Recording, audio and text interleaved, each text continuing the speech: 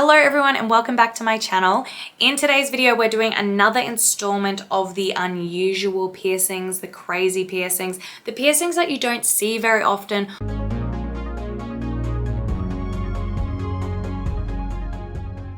Before we get into the video, I would like to give a quick shout out and thank you to our sponsor, Native. Native's plastic-free deodorants are aluminium-free and paraben-free. They are vegan and cruelty-free. Native really focused on being more sustainable with this product by sourcing their paper from responsibly managed forests. I selected 3 different scents. It is the same formula as their normal deodorant. However, it is in more sustainable packaging. The design for these ones is just super minimalistic and classy. And then we've got one that's a little bit fun, that's a little bit more me because it's like covered in tie-dye. It is literally called tie-dye vanilla cupcake. I would say the lavender and rose is definitely my favorite. I'm a sucker for rose, it's my favorite scent. Super calming and you just smell so floral and divine. The tie-dye vanilla cupcake is also really nice. It's super sweet, super yummy, just like you smell like something you could eat. And the lilac and white tea is really clean, fresh, floral scent. Native's deodorants are 24-hour odor protection, which I can vouch for because I was surprised at how long I was smelling good. If you would like to save 33% on the deodorant pack, which is 3 deodorants, you would normally pay $39 for these, but you can get them for $26.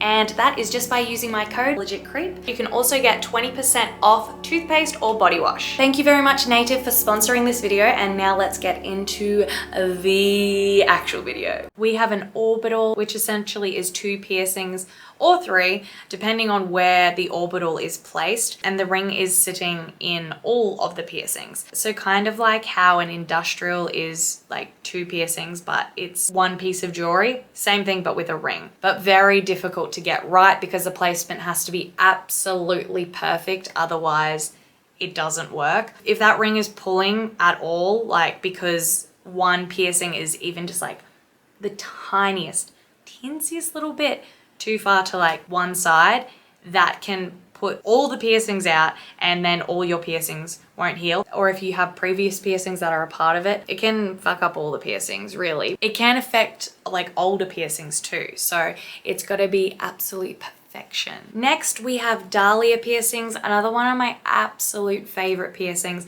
I still think about it. I just don't really want any more face piercings. I kind of have been there, done that, and I don't really want any more around my lips because lip scarring is just not fun. It's just for life and not easily hidden either. Super cute. You rarely see them. You also have to get the placement pretty spot on because if not, the client can easily bite down, chip their teeth, ruin their teeth, but super cute. I love these. Please tell me if you have them because they're my favorite. Another one of the piercings that I spoke about a little bit in the reacting to my subscribers piercings, I spoke about stacked lobes and the things you can do with stacked lobes, which is so cute, so pretty. Like, it really makes me wish that it wasn't such a push thing to just have the stock standard lobe from like a young age. Not that you can't heal up your other piercings and like start fresh, but generally if you've had your piercings there for a really long time, that piercing ain't going nowhere. It's there for life. So you can sort of work around them, but especially if you can even see like a dot that like resembles an old piercing, it just doesn't look the same. The amount of different combinations that can happen. Everyone should do this. I wish this was like more common practice than like first, seconds, that rather than just going up the ear, let's do a little fun cluster. They're super sick. I love them, always have. We have the transverse lobe. Now this one is straight through the earlobe. It's not for every earlobe though, because that ear, that eerie boy, he needs enough thickness to host this damn jewelry. And if your earlobe just isn't thick enough, if it hasn't got the density, it will most definitely reject. Also, we'll just add a little story in here. When I first started piercing, I know I will get hate for this because immediately as soon as, I'm just saying, I know this is wrong. This is a story that isn't unheard of though. There are many people who sort of just get like thrown into something without knowing how to do it. This girl came in and she had been pierced by me before. She wanted a transverse earlobe and I told her I'd never done it. And she basically said she was comfortable with me doing it. She was confident in me and like really wanted the piercing. There was no one else at the studio that could do it either. And I took the risk. I wish I hadn't because it didn't go well. I measured it up. I did everything I knew to do to like make it right, but the main issue was their anatomy wasn't right. This person's earlobe wasn't thick enough, and when I put the jewelry through, it just swelled like insane amounts. And I was just like, oh good lord. It went like bright red, purple, not good. And I did take it out because I was like, I'm not having you walk out of here with it like that. But yeah, just didn't work.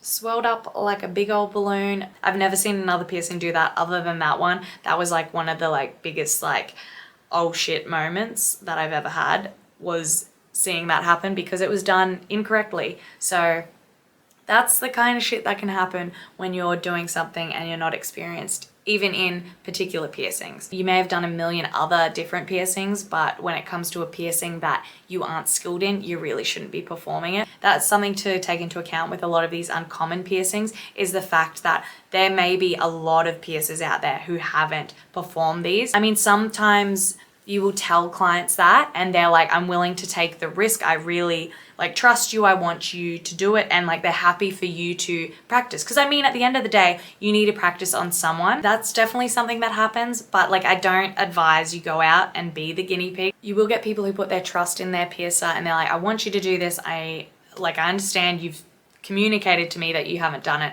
but I want you to do this. You'll hear piercers who have been piercing for like 25 years be like, there are certain piercings I've only pierced once in my entire career.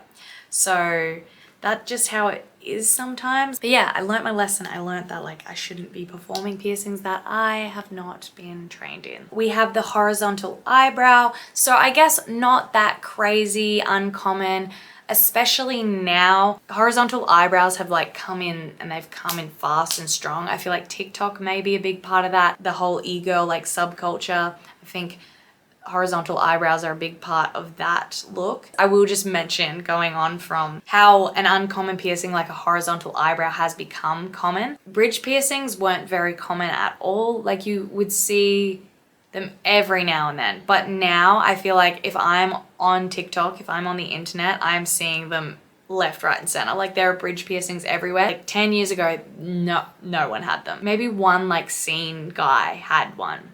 That's kind of all you'd really see. And like even 5 years ago, you get the odd one to pierce every now and then, not that often, but like now they're so common now, which is crazy. It's like one of the most common piercings, I reckon. So maybe horizontal eyebrows are getting to that stage too, but I'm just gonna keep them in this like, I think they still count in this group right now. This one, not crazy unheard of, but the frowny piercing, it comes into a lot less common than a smiley piercing. You just never see it. It's kind of like, what is the point of the piercing? I guess it's one that can be hidden and people don't have to know about it. So that's great. Pretty similar to how the tongue frenulum piercing is just one that it's like you never see unless you're like shoving your tongue up like that. Imagine if I did that like snake spit thing that people can do.